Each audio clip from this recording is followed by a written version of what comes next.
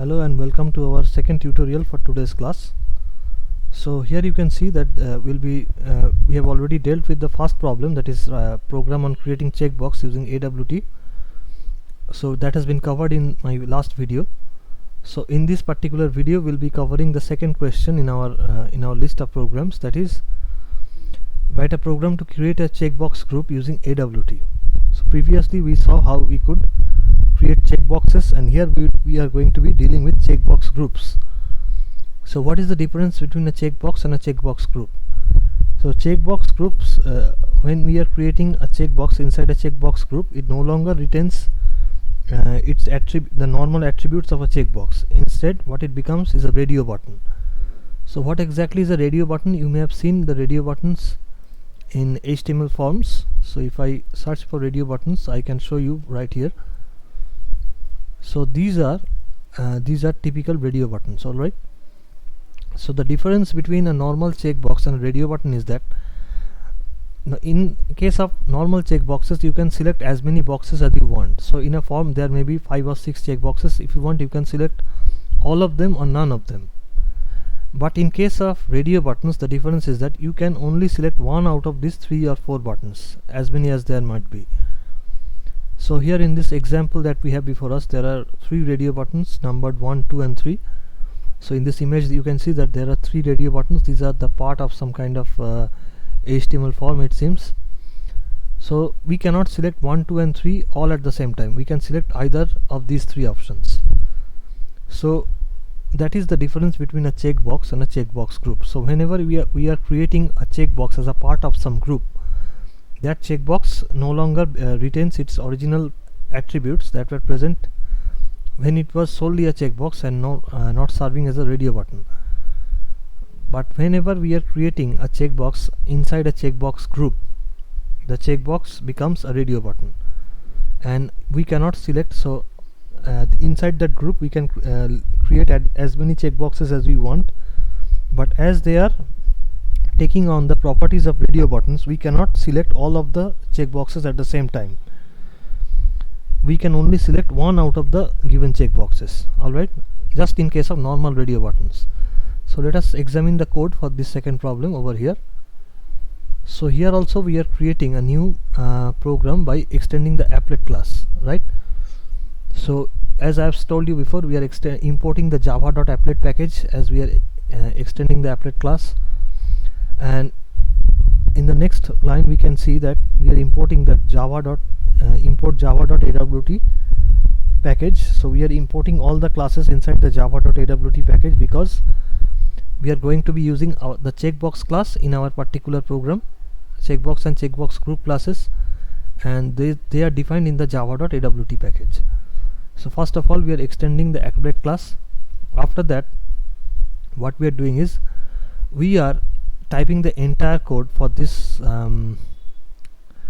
checkboxes and checkbox group in the start method. So we in the previous program you had seen how we included the entire code for creation of a single checkbox inside the init method. So the same code can also be used if you include it inside the start method. So while you are writing a code for some AWT component inside an applet, you can either include it in the init method or the start method. Okay, so and whatever you are including inside the init or start method, that will be displayed when the applet starts running. So first of all I have created a checkbox group by the name of LNGgrp. So I am creating a new object of the checkbox group class, and the name of this object is LNGgrp. Okay. So this is the name of my new group. So first of all this is a group. I have created a group, and next I am creating 3 checkboxes. So checkbox Java is the first checkbox that we are creating as a part of our group.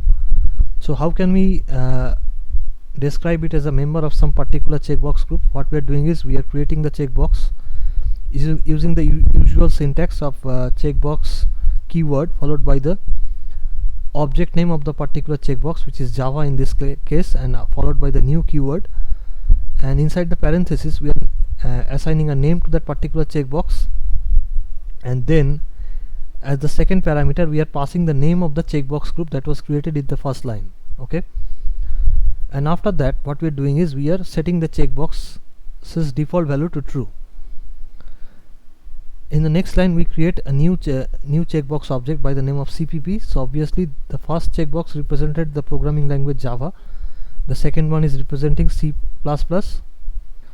and that has also been described as a member of the checkbox group LNG-GRP, because you can see that the second parameter that has been passed to this checkbox constructor is that of LNG-GRP, and that too has been set to the value true. So checkbox VB has also been created using a similar technique. So there are 3 checkboxes in total, and the first one is for Java, the second one is for C++, and the third one is for VB. Okay, so it represents 3 programming languages. And the problem is, you can see I have set the attributes of all of these checkboxes to true. That means by default all of them should be checked, because I have assigned the attribute true to this to 3 of these checkboxes. But remember that they are not single checkboxes, or rather they are the part of a group of checkboxes. So whenever you are including multiple checkboxes in a group, all of them cannot have the true value at the same time, because only one of them can be true and the rest of them have to be false. But what will happen in this case, because we have set the value true to all of these checkboxes, so what is going to happen here? So what is going to happen here is that only VB will have the value true, so only the VB checkbox, which was created last of all, will have the value true, that is that radio button.